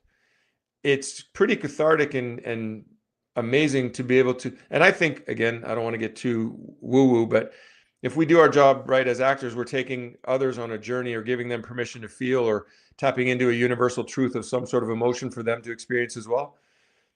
So for me, if I do it justice and I'm crying on a movie, it's pretty cathartic, and it sounds weird, but I really enjoy it. And Devil in the Dark, my brother gets killed in that movie, and there's a scene where I'm I call my wife to try and tell her what's going on, and I can't keep my shit together. And one of my favorite scenes to have ever shot. So yeah, So I hope you do, Ron, because I love it. I absolutely Well, love it. When you tap into it truthfully, it's amazing. I had a choice in the script. I could do it or I can't. But I felt that I'm an old man. I'm a father. The house is, it's called The House. No, And Death House. The Death House. And my son, this is a problem, because my son was supposed to be, what's his name? Kevin Bacon. Kevin We Bacon. gotta go. Hurry up. You gotta Wait, spend. Kevin Bacon. But they said, Ron, you look younger than Kevin Bacon. And you get old looking. I said, yeah, I'll get a beard, put on eyeglasses, a shawl, maybe. I don't know. Somebody just told me a beard is terrible, so don't grow a beard. I know. Oh, I do don't the care. beard. I'm I not. like the beard. I mean, I No. think you look. You look more your age. No, Without the wait, beard, wait, you look wait, just like a total Dan, stud. Dan, I would put on a beard to look old and disgusting. Not to look like you. There's a difference. Hint taken, Ron. Hint taken. So everybody, this is Dan Payne. You can follow him on Instagram. He's at actor Dan Payne. When Remarkably Bright Creatures comes out, we'll let you guys know. I want to thank you for coming on the show. You are such a great talent and Terrific. so much fun. I knew you were going to be. And listen, if ever you run into Taya, tell her I miss her. I will. It's been very, very 'Cause nice. I loved her very much. We were really good friends, really buddies. For It's a sure. shame. People are so stupid. In the meantime, you guys, I want to just thank you again for being so great and so playful and fun. We have a good time. I'm sure a lot of people are going to watch the show. Anytime you have anything new that you want to come on and promote, just let us know. We'll bring you back anytime. We'd love having you again. Dan, I would you're- love that. This was a blast. You guys are hilarious, and I'm grateful. And this has been, interviews can go a couple of ways. This has been phenomenal. I'm grateful. It's because you guys are brilliant. Listen. Thank you. Our show is only as good as our guests. If you were a fat, ugly fuck, I mean, we would have had a lousy show, because I would have said to you, hey, There you go. I would have said to you, hey, you fat bastard, take a shot, lose weight. I'm gonna go take a shower and put some pants on. All right. We have fun and we try to have a good time. I want to see you as Flash Gordon. I will go to your premiere. I promise. We'll see what Thank we you. can do about that. Thank you. I'm- We'll put that out there. That's right. We'll put it out there. So, Dan, thank you so much. Best of luck in all you do. We've Take had a care, blast Dan. and have a great one. All right. You're a You too. terrific Thank you, person. gentlemen. Bye-bye. You're a good guy. Good guy. All right, everybody. That was Dan Payne. He's a great guy. What a Nice. good interview, huh? Well, he's a nice fella. He's open and honest and was very, very informative. And he's terrific. There are some good people in our business, Jim. Not everybody's a shit. I know. So now we're going to have another great guest. So let's bring him on. Timothy Hogg. I don't know if I pronounced that right. You Hey! Did I? Did I pronounce it right, Hogg? Haug. Hogg. Okay, Timothy Hogg, you Now, guys. look how nice he is, all clean shaven. He's beautiful. Look at him. He looks like an altar boy. Yes. You look like, I swear to God, right now you look like an altar boy. Very How did you religious. know? Yes, you know. Well, let me introduce him. Hey, everybody. Now we want to welcome to the Jimmy Star Show with Ron Russell, actor, writer, producer Timothy Hogg. Welcome to the show. Oh, I whistled then. I'm so glad to be here. Ron was almost having me cry. I was crying when I was listening to you guys because you're having me laugh so much. Oh, for laughing. Good. That's good. Crying, laughing is good. We have a good time. We have a bunch of people in the chat room. Just say But hi to the really, chat room. Wait. Just say hi to the chat room, and then you can talk. Why is it you don't Let him have say hi to the chat room, and then he can talk, and then you can talk. Go ahead, say hi to everybody. Hey, what's up, chat? How you doing? There Glad you you're go. here too. Yay, I love forward it. They're all saying welcome anyway. Okay, go ahead. How come you don't have a beard like the rest of the jerks? I can't grow one. You can't grow it? Kidding. Baby face. I only grew a beard in my old age. When I was young, my mother said I had a beard like the Chinese people, because it was only a little bit on my chin and on the mustache. I think they would call me Patch Adams. It would be, Yes, it would be all over the place. And now as an old man, I have a full beard and I hate it. Shave, yeah. You have to shave every day now, right? Pain. Yeah, I don't have to. Now that the beard is in, I have a little bit of a growth and I don't care. I don't care what I look like. I'm next to death. Do I give a shit? He's 86 in a couple of weeks. Yeah. Do I care? You look very good, Ron. You look Thank you. very Thank good. you. Thank you. Actually, the chat room says you really do look like an altar boy. Doesn't it? I mean, he's as cute as hell. Are you married? Yes, yes. You got a nice wife, or she's a bitch? or what? Yeah, my wife's Brazilian. Oh, Brazilian. Forget about it. I have good. now more things make Oh sense. no. I have Brazilian. I have Brazilian friends in Florida, and those women you don't play with. Oh no. A Brazilian woman, when she gets pissed off, head for the hills, boys. Right? Is your wife? Is she a typical Brazilian? They get crazy. They yell, they scream, they go, they speak Brazilian Portuguese, and you know what the hell you're talking about. No comment. There you go. No comment. Oh You don't wanna yeah, get in and they're trouble. very beautiful women. They're very hot women. They're sexy. They I like- speak Portuguese though, so you speak it's Portuguese. okay. Yes. Yeah, but I know I love my Brazilian friends. Let me tell you a little story. My one friend who lives in Brazil flies to Florida to go to the beach because she said it takes 6 hours where she is to drive to the beach, but it only takes 3 hours by plane to go to Florida. Oh, Hey. she's very wealthy. She's got They're rich. They're She's rich. got 1,000 people in help. She's got a magnificent house. And I call her Carmen Miranda because she's very much chica, chica, chica, chica. And I love her. Have you Love her. been?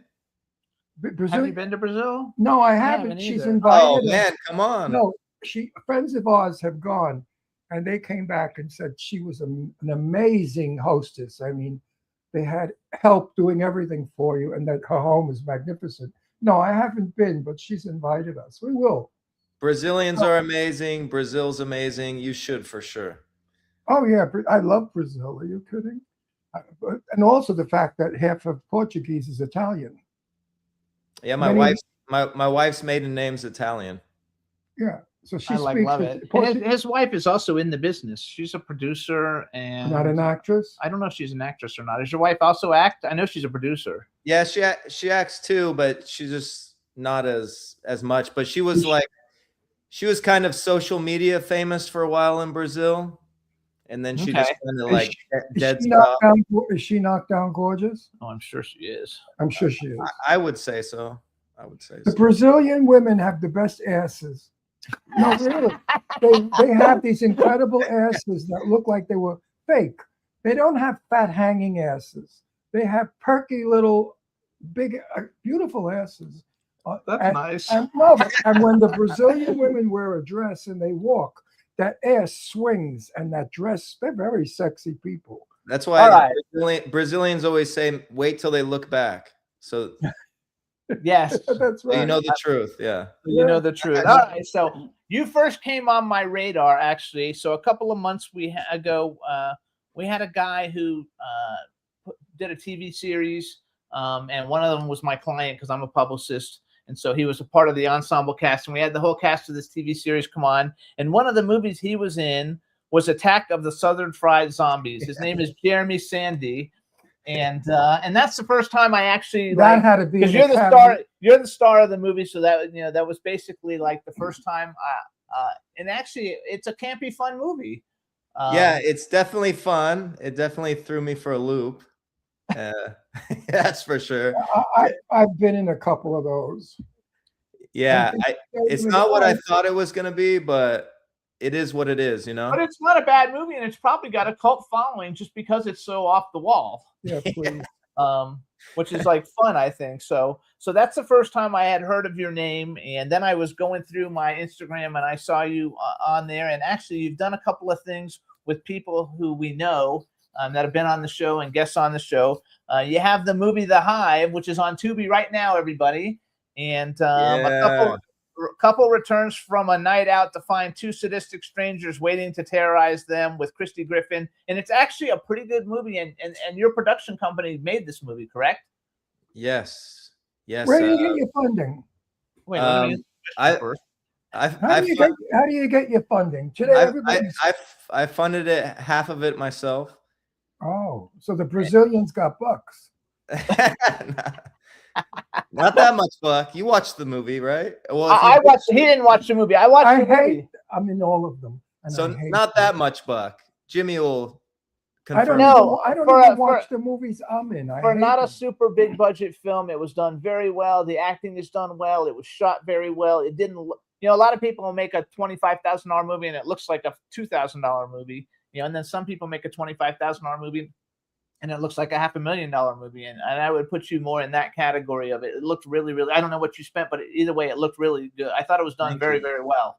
Thank you. I really appreciate And it. I'm a big critic too, What's because the I watch title? everything. It's called The Hive. The Hive. Yes, The Hive. Should I watch it? You will like it. Actually, No. Listen to me, Timmy. I don't like slasher movies. I will never watch. Not a slasher. It's not slasher. We It's have suspense. we have a dear friend, Marcel Waltz, who we love. Marcel is You might know German. Marcel. Do you know Marcel is a Waltz? beautiful producer. He does gorgeous Director. films, director. And I'm sitting at one of his premieres, and I watched our good friend, what's her name, the blonde, Sarah French. Sarah French, get stabbed in the mouth with a knife. I never saw anything like it in my life. That was the end. No more slasher. Because I love Sarah. I Done. love Sarah. Sarah's a good friend, and I hate to see her stabbed in the mouth. And I told that to Marcel. He said, "Well, wait till you see a next movie." And I went to the premiere of the next movie. Guess what? A guy was naked with his dick hanging off of something, and they cut his dick off and flung it around. and swung it around. That's about as slasher as you can get right there. Yeah, he doesn't No, like no. those. He only So goes because I he's a friend said, of ours. this is the end. No more slasher movies. No. Okay, it's not slasher.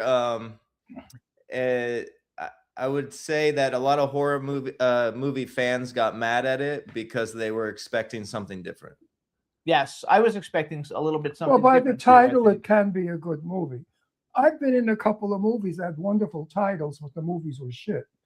So, sometimes the title sells the film, and that's a good title. Well, No, that was the thing. We were like, we need to get a good poster and everything lined up before the movie's finished. So Right. that's what we did with that project. And I was No, hoping you to did do it. good. You're a good actor. I mean, you looked good in it. You did a great job in the film. I'm honest. I've thank- never seen your work. I will watch this movie if it's decent and it's not bloody and disgusting. Well, if you want more of like this new movie in the background right here, totally different, way different. I'm not acting in it though. I directed it That's your first. That's your directorial debut? for a feature. Okay, so you guys hear it. You know He's- what, Tim? I come from an era, some 86, so that's way back. I was 19 when I started the business. And the first thing I learned in the business was a movie must have a beginning, a middle, and an end. Unfortunately, films today don't do that. They do more flashbacks, so who gives a shit? And they lose you in the story. I left horror movies. I told Jimmy, don't you dare book me. I'm out. No more horror. No more crappy, shitty $3 movies. I'm out of it. So now I'm in good movies with scripts that mean something. Where when you go to work and have to act, you enjoy it. I'm in about 100 clown movies. If I play one more clown movie, I'll kill myself. I'm in Clown Motel, Clown Fear, Clown Clowny, Clown Motel 2 and 3. I mean, Jesus Christ. You're the get clown Ron- legend. I am. Get Ron Russell. He likes to work in clowns. No, I don't. So wait, The clowns steal the scene. You could do whatever you want in that scene. Nobody remembers you, but they remember the clowns. I want to before we get to your new film, I want to go over some other stuff because we got plenty of time still. So you did another movie called Murder Syndicate. I bring it up. What is it called? Murder Syndicate. The tagline is "The family that kills together dies together." That could be interesting. And I bring it up because Jessica Morris has been on our show, Vernon Wells has been on our show, and we did a movie with him a couple of years ago, a horror movie, Vernon Wells. Oh, I love And that. Stephen Martini is in it, and you're in it.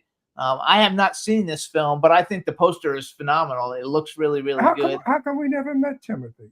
I'm not sure. We run a. Why have We know a never lot met of the you? same people, but we haven't. You're in the seen same him. racket. We should have met. Do you live in LA? Yeah, right now I live in Redondo Beach. Okay. So never- I've you always never- been you never I've go to- always been in LA though.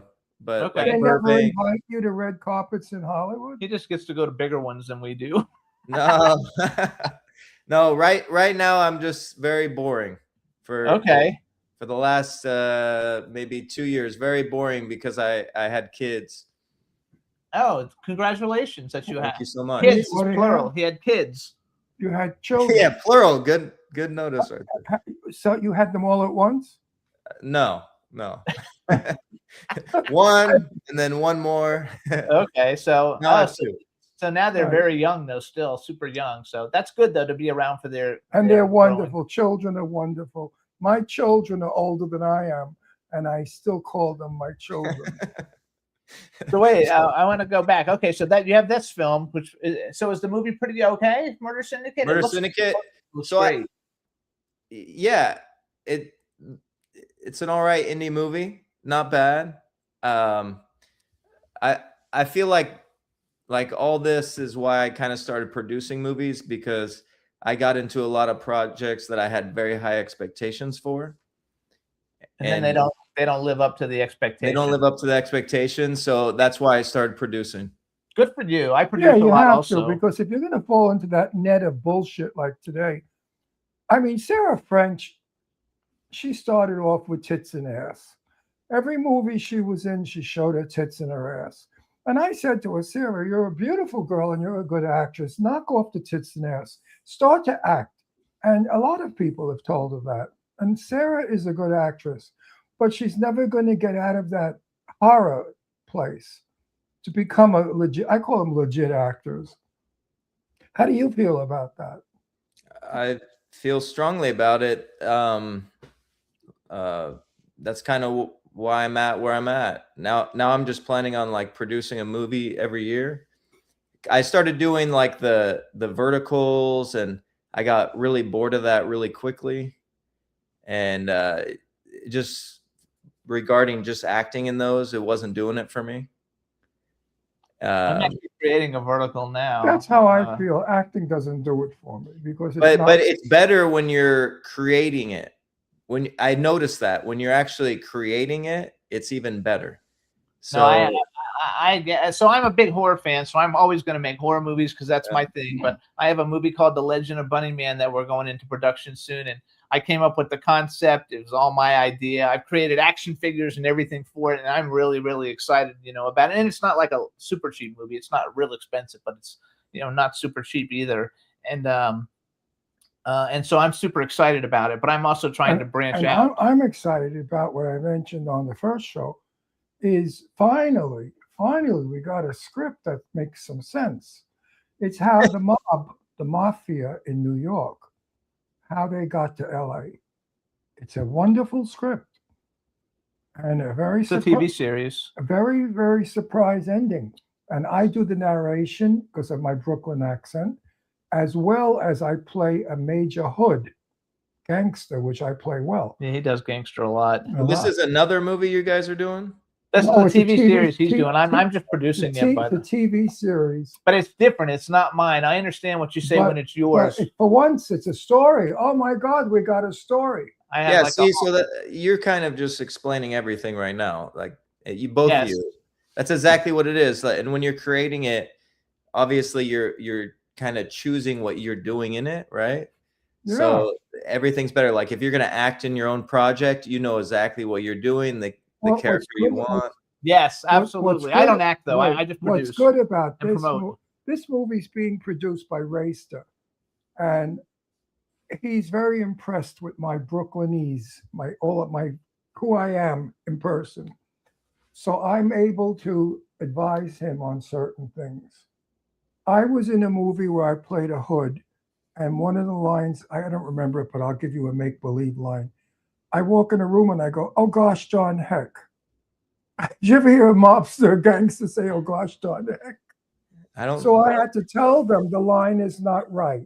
They said, well, what would you like to say? And I said, forget about it, you fucks. That line works because that's how they talk. So I suggest to actors, don't take a role that's not going to be good for you as an actor, because some of the lines are so bad that you look like a bad actor. Do you agree? Yes. So I think actors can make directors look better, and directors can make actors look better. Right. Absolutely. A good director. If you're good in either of those things, like for example, someone was talking to me about a scene and about emotional scene. What if this actor doesn't get emotional enough? I mean, if I was directing it, I could change the lighting. I could change so many things aesthetically that it could not only put the actor in the right place, but also from the lens, it's going to look even more dramatic. Yes. So how did you like directing though? Then, I want to wait. We'll go back to that in a second. I just want to mention a couple other things you're in real quick. So you did a movie with Bai Ling, who we know Bai Ling. We don't know her well. But I'm still waiting for that one. It's called My Quarantine Romance with Toilet Paper, about a girl who runs out of toilet paper during the shutdown, I guess. And so basically she like sleeps with people to get toilet paper. That's what I kind of got from it. Who wrote that piece of work? Bai Ling. You know Bai Ling. Oh, Bai Ling. With Matthew Moy, Timothy Hogg, and Sammy the Dwarf. But it sounds funny, actually. And she's super crazy. So, it might actually come across pretty funny.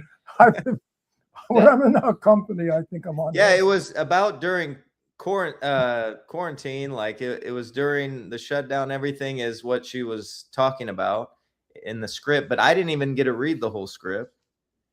I just read what I was in, and I was like, okay, it's Bai Ling. I kind of talked to her. I was like, this sounds really interesting. I'm just going to trust her and go for it.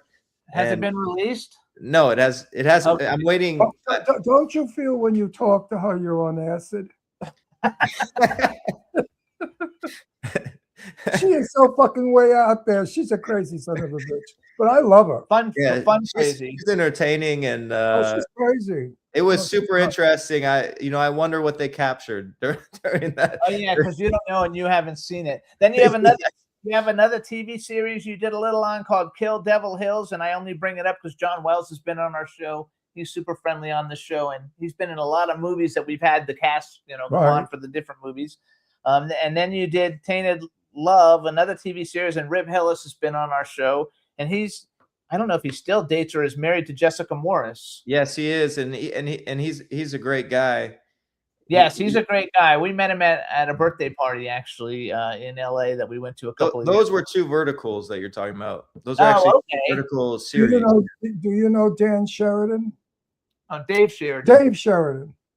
No, but it sounds a little familiar. You should know him. And he was in a ton of shit. You should hire Actually, him. He played Sheriff Doofy in Scary Movie, or I think in Scary Movie he plays Doofy, Sheriff Doofy. He plays really funny. I worked with Dave. Dave is probably the kindest, nicest actor I've ever met. He also did a movie back in the day called Fake with Jacqueline Murphy and Joanna Ray, and they've both been on the show too many years ago. That must be old. That must have been when you were first starting. Yes, that was very interesting. Yes. So how did you decide you wanted to do all of this in the first place? I think I read an article you did that said you Home Alone. Like when you were a kid, I think you saw Home Alone, and then as you got older, you didn't do anything with acting, and then you saw an open casting call for something, and you auditioned. Does that sound familiar? Yeah, well, I was in Nebraska. I had a football scholarship, so I was playing at a school in Nebraska. Anyways, my career came to the end, and I was just walking by the theater there, and there was an audition, and I was like, "Oh, okay, let's do this." Why not? And then I got the part, and then it was a big deal play too. What was it? I forgot. Oh my God, this is so many years ago. I don't even remember. It was something really big, but it was. It was the name of it. I just can't think. It was a big one. I don't know. That's all right. So then, how did you end up coming to Hollywood and doing all this? All right. Well, I actually ended up, I was planning on moving to LA, and then I kind of fell in love with my wife, Oh, that's good. and I moved to Brazil instead of coming here. Oh, wow. And when I went there, after a certain amount of time, I was walking around the mall, and a model scout came up to me, and I ended up meeting with a agency, and did a few jobs, and that kind of sparked it back up for me. And then I was like, okay, I have to move to LA. That was my sign, you know. How How did- tall are you? wait, How wait, tall are wait, wait. you? How did you meet your wife? 5'10". Okay, that's like me. I'm about How did you 5'10". meet your wife? Oh, all right. Well, this is like a movie. So I was visiting Brazil, and the people I was with didn't tell me that people were coming over, and I was gonna go to another city because I had friends there to just go have fun, party. Before I left, my wife showed up, and it wasn't romantic or anything, but I was like, oh my God, like I couldn't just call them to like, hey, turn around after you drove an hour to pick me up. Like, turn around, I'll come later. So I only had like 30 minutes with her, like friendly. And then when I left, I was like, oh my God, I feel like I'm missing, I missed something there. And so then I ended up going and studying in Brazil for a summer, and we started dating. Oh, that's beautiful. And then I moved there. And to make it a little bit more dramatic, when I moved there, I was buying stuff to go there, and I was with my sister. I ended up in a jewelry store. It wasn't planned, and I was like, "Oh, I'm gonna buy that," and I just bought an engagement ring. And I Wow. told my sister, I was like, "If it happens, it happens." And then 2 weeks after I moved there, I asked her to marry me. And now, how long have you been married? 13 years. Good Oh, for wow. you. Congrats. You look Wow, like you're a lot older than you actually look. You look like you're like 18. I was going to say, you look like a boy. You don't look like a man. You look like a boy. You look so young. Yeah. I love it. All right. Now, So, wait a minute. You're Irish, right? Yeah, You look I have Irish, yes. You look very Irish. Irish, Norwegian, maybe a little German. Because you got the pink cheeks. That's German. I love it. So wait. All my German friends have pink cheeks. So, okay, so hang on. I'm going to change the subject now. So the poster on the back, you guys, that's his brand new documentary. It's not released yet. It's called I Am a Barista. And What? A barista. It's a documentary. What's a barista? A guy who does coffee, right? I think serves coffee. Yeah, at a so coffee house. like a chef, but for coffee.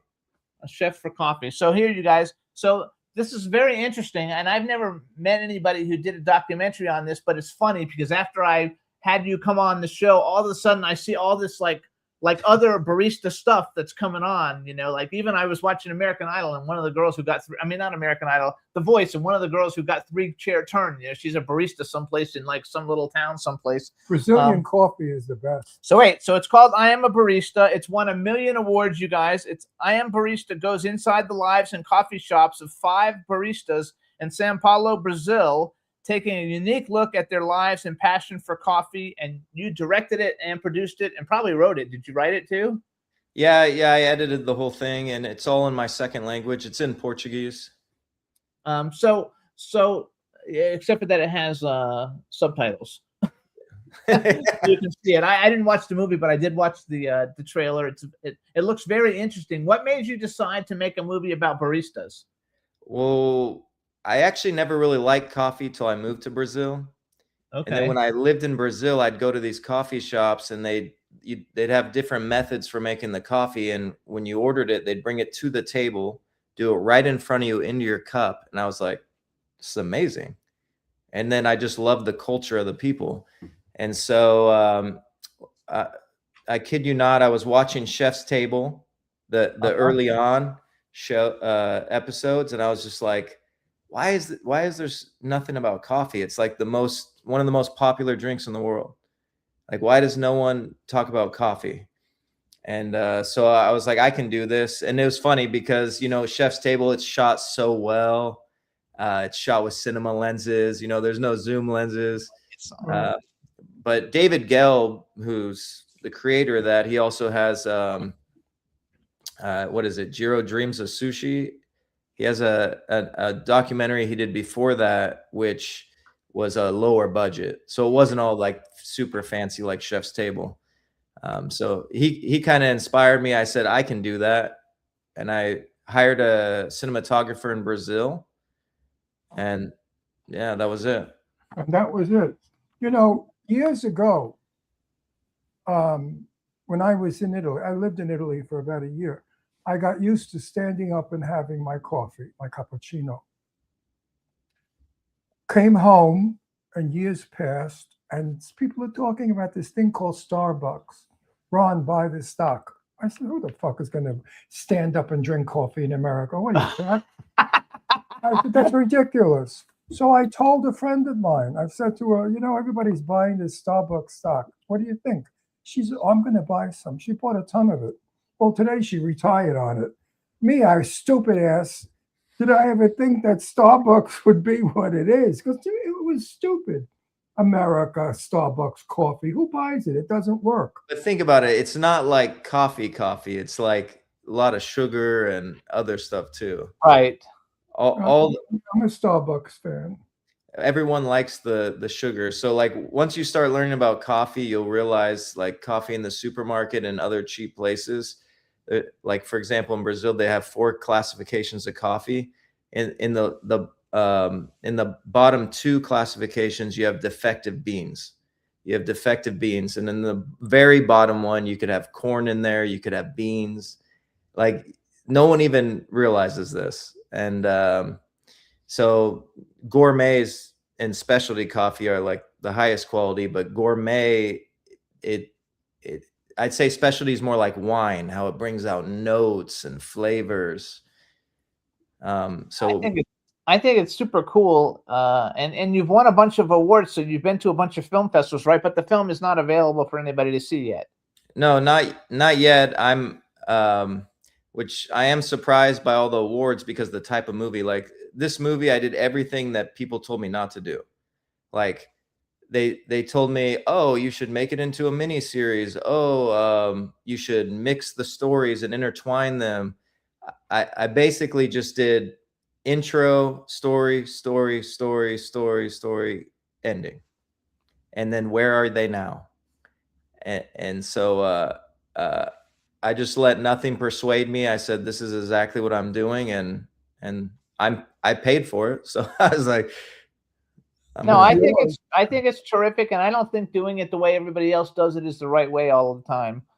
It's definitely not. I want to just show you something just because it's coffee. So I told you about my movie, The Legend of Bunny Man. There you so go. I actually had a coffee made. It's called The Legend of Bunny Man Brew. It's killer carrot cake coffee with the Bunny Man on it and all about Bunny Man on the back. And we have action figures and we have candles. I've made all the stuff for it. And I had this company called Gruesome Brew actually come up with the flavor for me to do it. And since you're doing the coffee thing, I don't drink coffee, so I'll never taste this because I don't know because I don't like coffee. But I do. I'll let you know if it's good enough. But I think it's a very cool idea, and just the fact that you've again came up with an idea. You know, I don't know that people in general realize how hard it actually is to come up with an idea, make the movie, come up with the movie, get the movie distributed, and all. I mean, it's a big. Even for a shitty movie, it's a big task to get all those things done. Well, then add on your second language. Yes, but which is a big deal because you had to translate it all. Also. Yeah, and I edited the whole movie exactly the way I wanted, and I feel really good after some Brazilians watched it. Like a Brazilian film festival at won awards. Yeah, that's good. But that shows a lot, though, for your storytelling and the way you put it together. You know, that's a big kudos to you. It's a big part of Brazilian culture. This guy right here in the center, this is Boramum. He actually, when I filmed, he won his first Brazilian championship for best barista in Brazil, and he won a controversial decision. He was losing in points to someone, but someone put a prohibited substance in his drinks, which I believe was whiskey. and so he won because of that. And then he went on to win 3 in a row, and then he was the first Brazilian ever to win the best barista in the world in 2023. We don't have that here, right? In the United States, do No, we have best? we do. Oh, I didn't even know that. Oh, but he's the No. best barista in the world, so that's a big Yeah. deal. Yeah, and that happened after the movie. Oh, that's awesome. That's good for Yeah. you in No. promotions. I'm familiar with Portuguese. I'm told it's the most difficult language to Então, learn, você fala português? so it's difficult. Molto He said something Portuguese was the end of it. I don't know what the other è part molto was. è molto difficile a parlare portoghese. Fala alguma coisa. You understood? Fala de novo. È molto difficile a parlare portoghese. Yeah, é muito difícil para falar português. You see, because there's a lot of Italian. Do you understand what he's saying or no? No.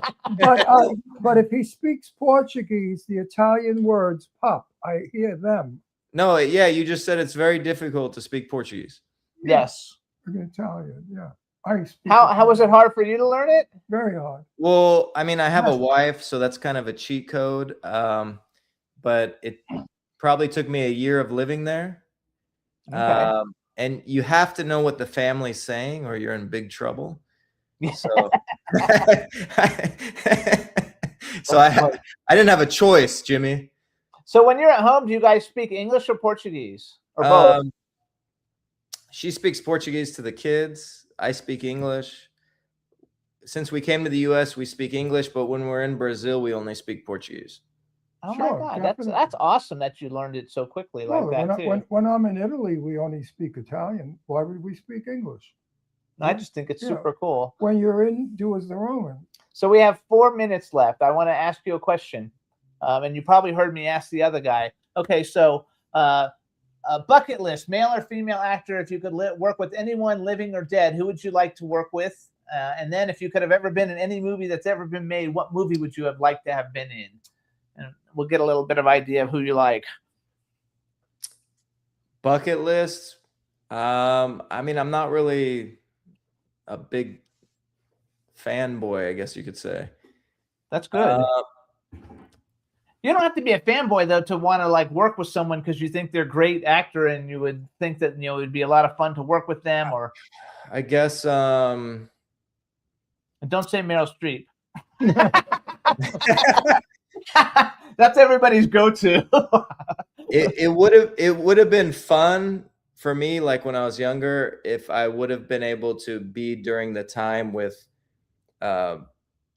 when Jean-Claude Van Damme was in his prime. Oh, love him. Yeah. Yes. Him in his prime. I really liked when it was him in his prime, Sylvester Stallone, Arnold Schwarzenegger. Yes, all those guys. Even though that's not even like stuff that I do, I think it would be in that mix. Oh no, but it doesn't matter if you do it or not. It's just that you like Well, it. Like those days were the end of Hollywood. Hollywood was starting to no longer be what it was. Well, I always tell everyone, I say the 90s, early 2000s were the end of comedy. yes. Everybody started to go into self-publishing and also producing. Nobody belonged to a studio anymore. So it was a whole different time, a sad time, because in my day, in the 40s and 50s, the studio made you a star. You didn't have to do it. They did the PR, they did everything. And then it went away, and then people found themselves, well, what do we do? So the older, like Ida Lupino, Joan Crawford, Betty Davis, they weren't wanted anymore. They were old. He's too young. Do you know who Betty Davis is? Of course. Betty Betty- Davis. No, I bet he doesn't. I don't know off the top of my head. Yeah, he doesn't know the older actors. He's Oh young. my He's like a baby.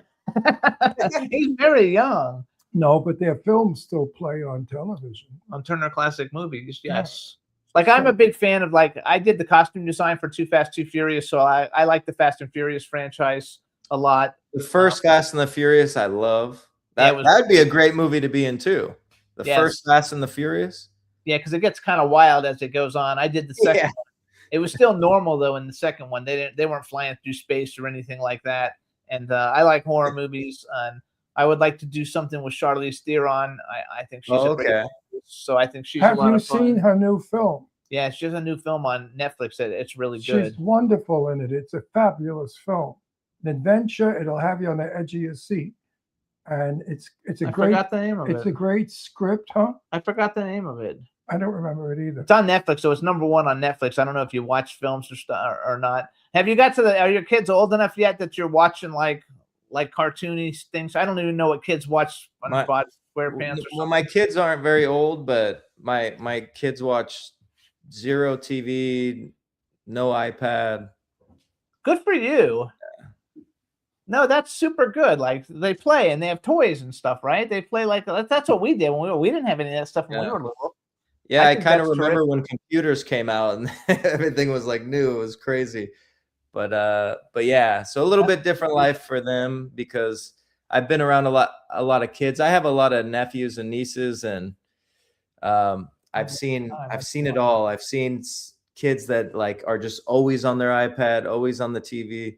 I've seen kids that are just a little bit, kids that aren't, and there's a pretty big difference. I love it. I love it. All right, you guys, this is Timothy Hogg. You can follow him on Instagram. I am Timothy Haug. I am Timothy Haug.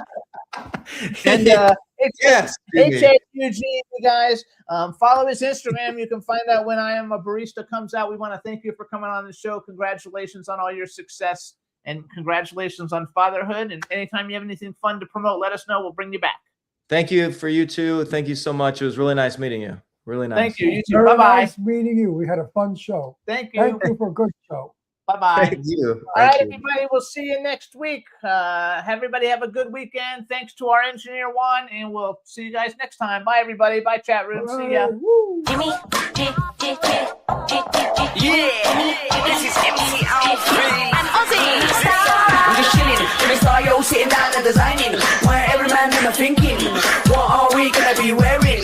Yo, I'm a Liverpool MC, you can't test me. Big up the girls inside the party. Let's get down to crazy Jimmy. Big up myself and known as Alfie, the one and only, the Turkish MC. Always love the clothes of Jimmy. Bitch, I'm your one I wanna be. Jimmy Star, new celebrity. We'll take you out.